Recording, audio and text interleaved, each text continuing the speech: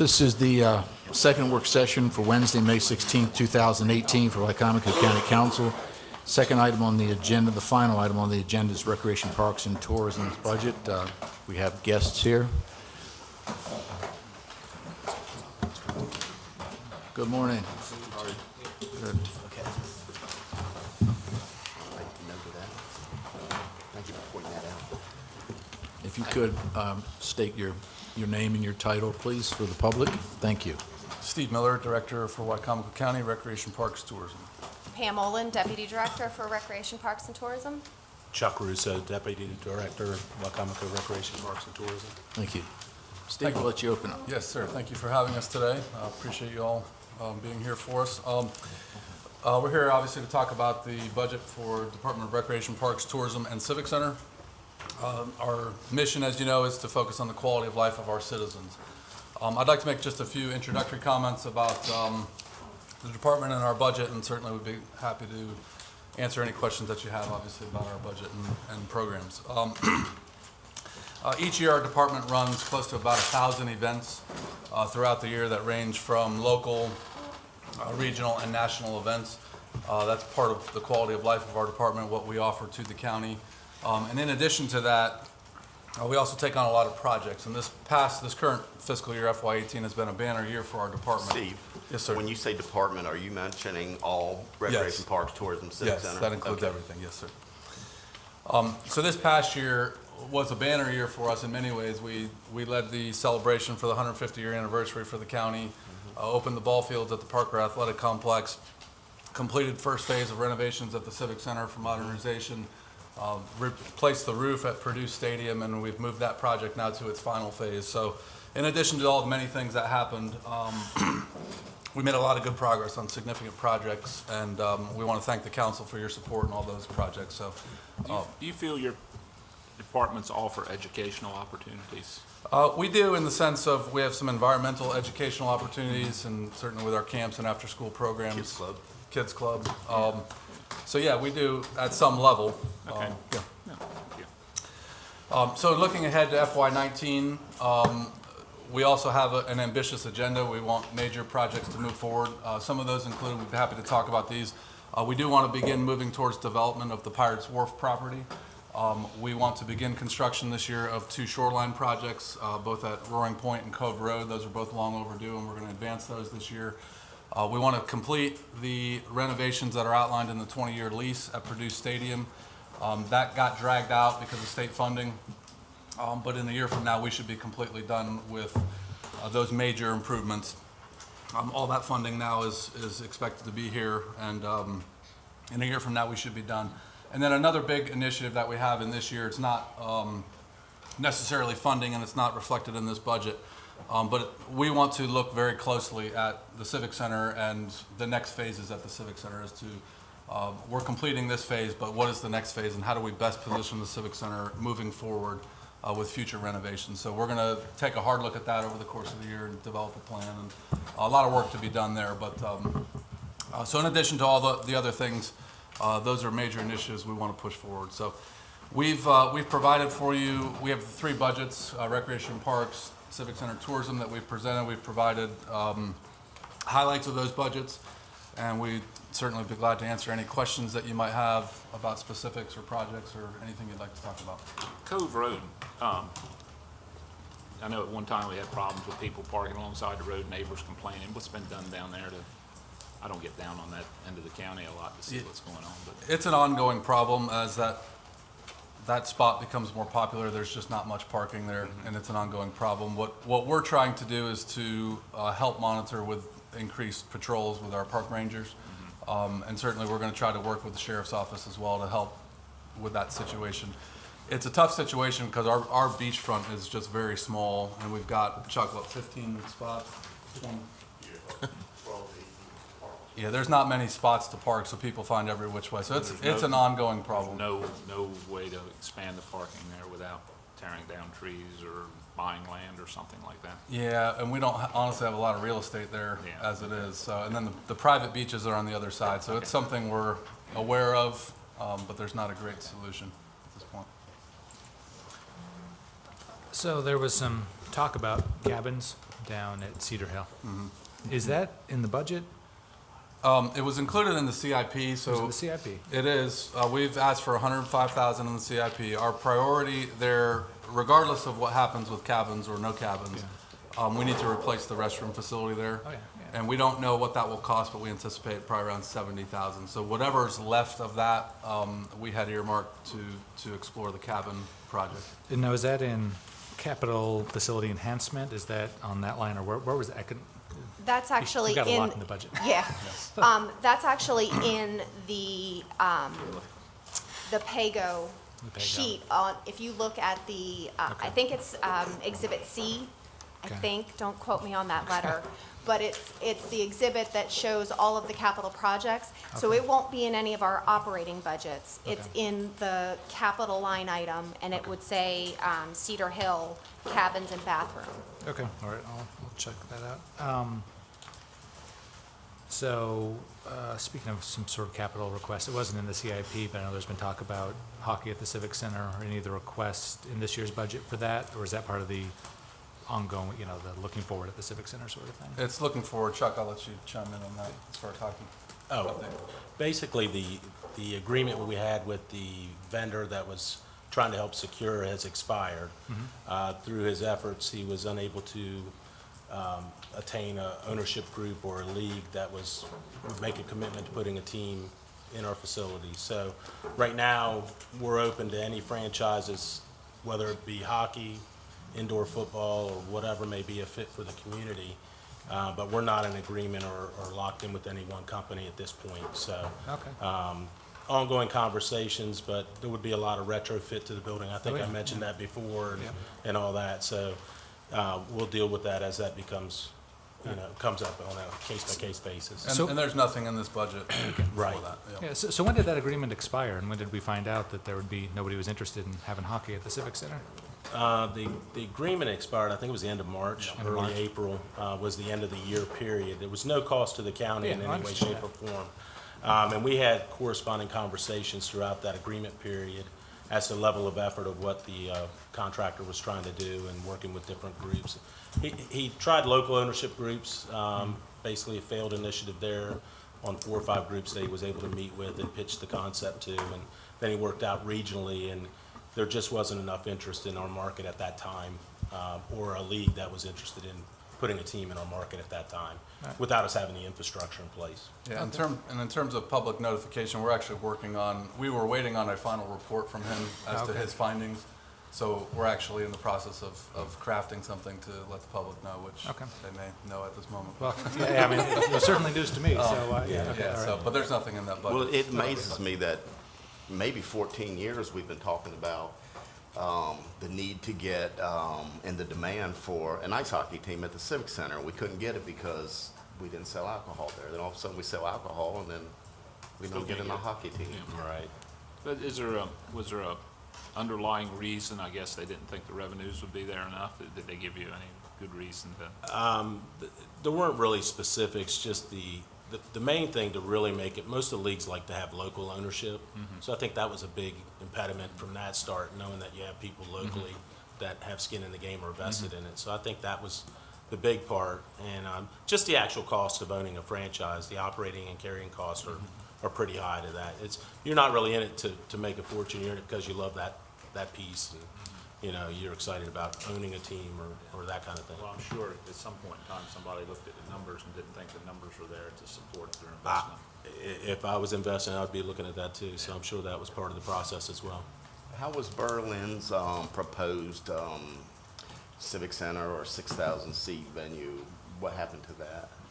There was discussion about that last year or the year before. Yeah, the last study that I had seen from the Stadium Authority with respect to that was that they didn't recommend that, and they were pushing towards an outdoor complex of some Okay. sort. And I know at the same time, there was a facility in Virginia Beach that was proposed, and I don't know if that panned out or not, but if we had 3 facilities with the same amount of seats, it's going to be a lot of competition. Go for it, man. On the revenue side of the budget, this is for the Civic Center. The projections for 18 and the actuals were off by a little over $2 million. So this year's, I see the budget for 19 is closer to what the actuals were. I mean, do you feel that that's an ideal target? Yeah, what we have historically done is put in a relatively large growth factor cushion in those numbers. So the numbers were inflated on the revenue side, but also inflated on the expense side. Since we never knew exactly what, we only know today what's booked probably through October, November, December timeframe. So when we're creating the budget, we're creating, obviously, as everybody is, 18 months out. But when you're creating entertainment, you don't always have all those numbers. You have projections, like everybody else. What we have done, if you look at our 17 budget, our 18 budget, and now our 19 budget, we have ratcheted down that growth factor and that cushion so that it's more in line. There's still space there if we are able to bring in additional business.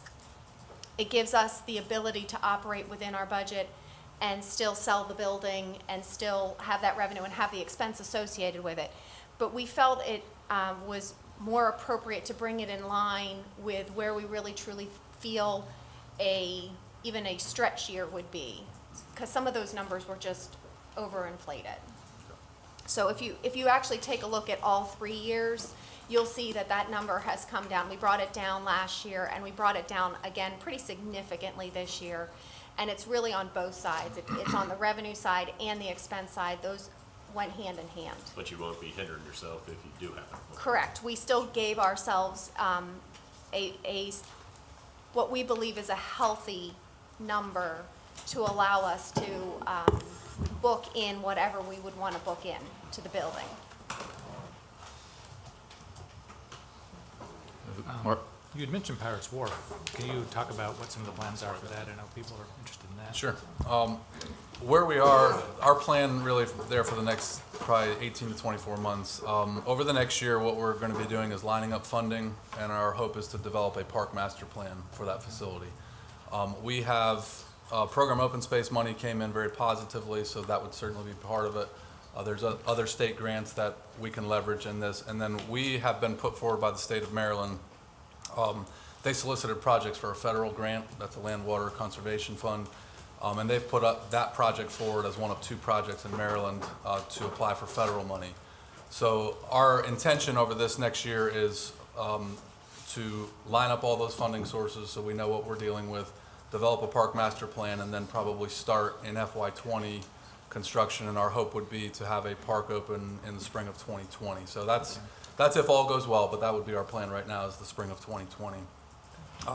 And that, as far as council goes, as we develop that plan and really put pen to paper as far as laying it out and schematics and all that kind of thing, we're going to need council as far as matching funds and whatnot to be part of that discussion. So this is not the last you'll hear of it.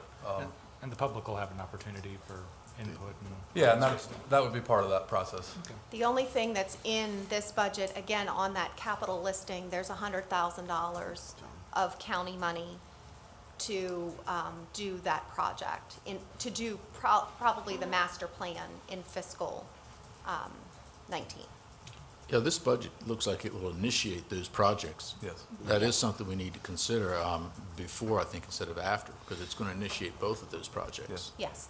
Right. Yes. And the plan was to build some cabins. Did I read it was just one initial cabin starting off? Are you talking about Pirates Wharf? or- Pirates Wharf, that's what we're still on, isn't it? Yeah, what, Cabins right- are Cedar Hill, aren't they? correct. Or Cedar Hill, but I Correct. thought Pirates Wharf had, No, right in now, the plan. no. So what the executive have pulled together a work group that met several times over the past 6 months to look at Pirates Wharf and give recommendations, at least in concept, as to what they'd like to see. And there's wide representation from Natural Resources Commission and others.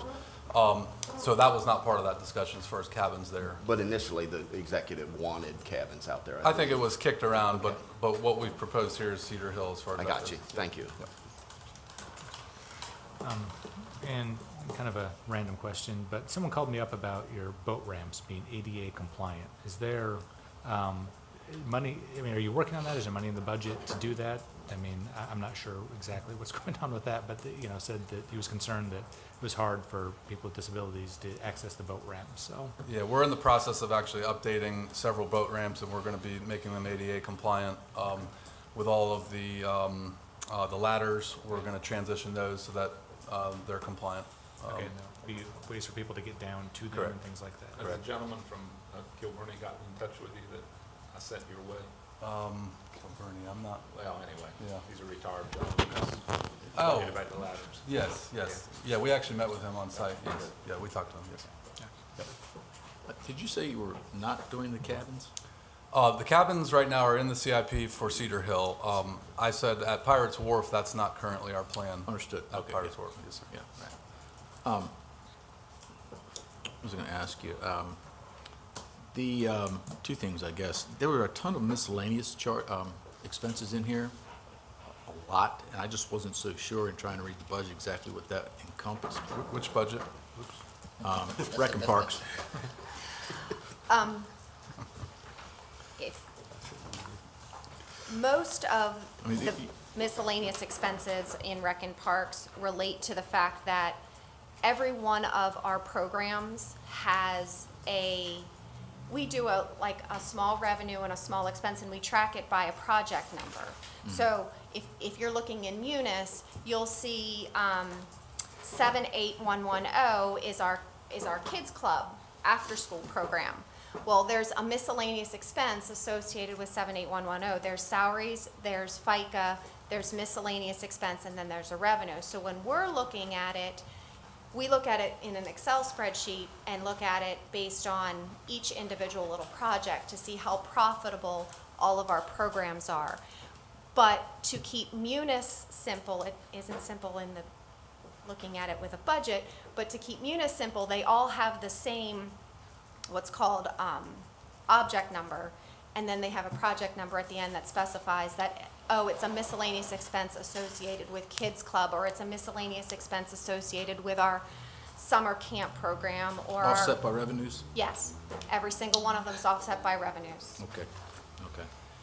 The only other thing I had really is, are you getting any pushback as far as your fee increases, things like that? Because when I used to sit on one of the committees, that was always a real big issue. I could tell you the guy's name, but I won't. But that was huge. Whenever anything was increased $5, that was a big deal. So there were a lot of increases. I'm wondering if you've had any pushback on that, We have not heard any. or it hasn't been initiated yet, though, right? Yeah, Correct. we've not announced all Now, of the now, I increases. will say that the information that is on there regarding the boat ramp, or the boat slip fees. Right. We did not say exact dollar amounts, but when we sent out this year's renewals, we notified all of the people that were renewing that, hey, you need to get your renewal in by June 30th at the latest, because we are proposing to council late fees and fee increases. So if you haven't paid us by June 30th, you are now going to be subject to the new rate. So the boat community in their renewal stuff had been given notice that this could be coming down, that if they wanted to lock in the current rates, go ahead and get paid in full. Okay. Because that is one of the main reasons we are proposing what we're proposing with the slips, is that we spend a lot of time chasing people for their fees. And they'll pay us in this small amount partial payment, and then another partial payment, another partial payment. And we're tracking all of that, and we're having to chase them to say, hey, you didn't pay us in full. And so what we're trying to implement with that is the ability to give us a little bit of, I guess, teeth in the program that, hey, if you don't pay this by this date in full, there's consequences for that. Good, that's good. John? Cliff? Good answer. Chuck, were you going to say? No, I'm not. I don't think, any other questions? Mark? I just want to say, I noticed I've been noticing a lot more the attention paid to the West Side Community Center, and I appreciate that. I know that has been a real focus, and I appreciate that. And have you noticed increased usage there? I mean, how's that coming? I know you've been offering a lot more stuff there. Has the community responded? It's been hit or miss. There's a couple programs. We had a fitness program and then a pickleball program. People have responded, and those have gone well. We tried senior programming during the day. We tried an adult basketball program, and those literally had nobody. So it's been hit or miss on those. And I think, part of our intent there was to offer a wide variety of opportunities, and I think we'll learn as time goes on what people want. That's why we did the surveys and those types of things. So I think we'll gather this and kind of regroup when we launch a fall schedule as far as programming there. And then we did expand the hours. Part of that process was feedback to summer camp. So we expanded those hours, and I think to accommodate families. So it'll be an ongoing learning process for us, but appreciate you saying that, though. Well, it's definitely noticed, and it's definitely appreciated. So Okay, thank you. John? Question. Chuck, we have, Councilman Dodd made reference to the increased fees in the Civic Center, and are we seeing a trend where we're booking earlier for the Civic Center now, and are the revenues going to be enough to cover what's projected in the budget, Yeah, based on your trends? Yeah, I feel we've submitted a responsible budget for the Civic Center, and based on the trending with the economy, we are seeing more spending and an uptick in attendance for ticketed events. We've got a kids show that's going on last night and tonight, and the attendance has been very well received for that particular show, and that's kind of been the trend for the year. We haven't really seen, when we went through the recession years, we really saw entertainment and disposable income. It's much more, It was really rough, but we're seeing a leveling and an uptick here. much more with that. competitive now than it used to be, of It- course. It is, and shows are going on sale a lot farther out. You mentioned that. Most shows will try to go on sale before the summertime, so they can try and get people to spend on tickets. And those are trends that are going to happen in the industry. Dynamic pricing, kind of like being on an airliner. It's not hit our market, but it's hitting a lot of major markets where you may sit next to somebody that paid a different price than you for a ticket in the same section. And not a big fan of that, but that's where promoters and agents and the artists are going, so. It also appears that you're targeting more markets that are of interest in our area also. Right, And, right. and you are getting a response, I Right. assume. The historical data Historical data. really shows that family shows and kid shows and religious gospel type shows and the Broadway series, all of those things are a big part of our business book that we look at yearly, so.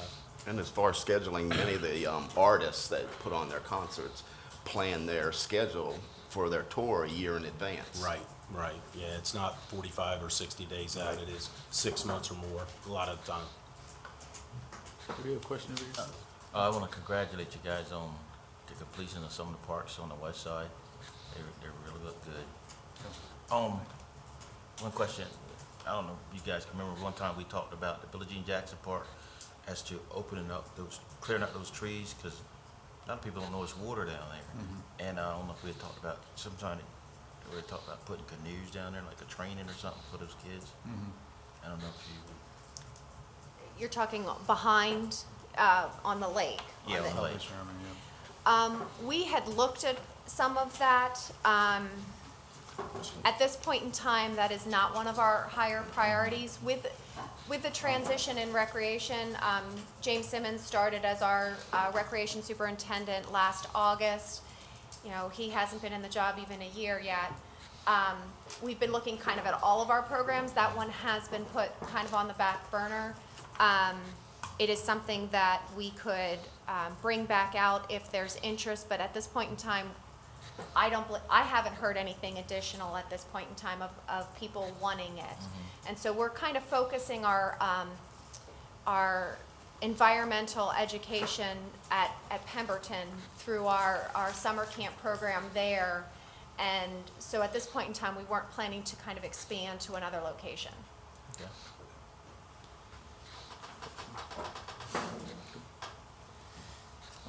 Looks like that might be bad. We really appreciate what you all are doing. I've said it a million times before, the county used to always be about the core services, which was public safety, education, and roads. I think we learned after the recession that what is really instrumental is quality of life, and that's because we're so much more focused now on economic development, and that is one of the key elements of bringing people to this area and keeping people here is what is there to do in Wicomico County. And that's exactly what you all represent, and you guys are doing a great job. You're running a very tight ship. Excuse me. What, Joe? But, am I being too nice? We appreciate it. We like where he's going. Well, it's all about all of it. But I think, and more recently, we've really I think it's really come to the forefront that, the quality of life is a real important issue in this county for economic development and for the future of the county. So appreciate everything you all are doing very much so, and your staff. Thank you. All right? Thank you. Very good, thank you.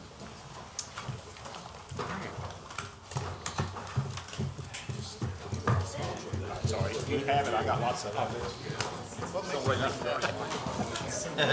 I was told you do that to me when I'm late. We just get, is that true? We just got some sheet up when I ordered it.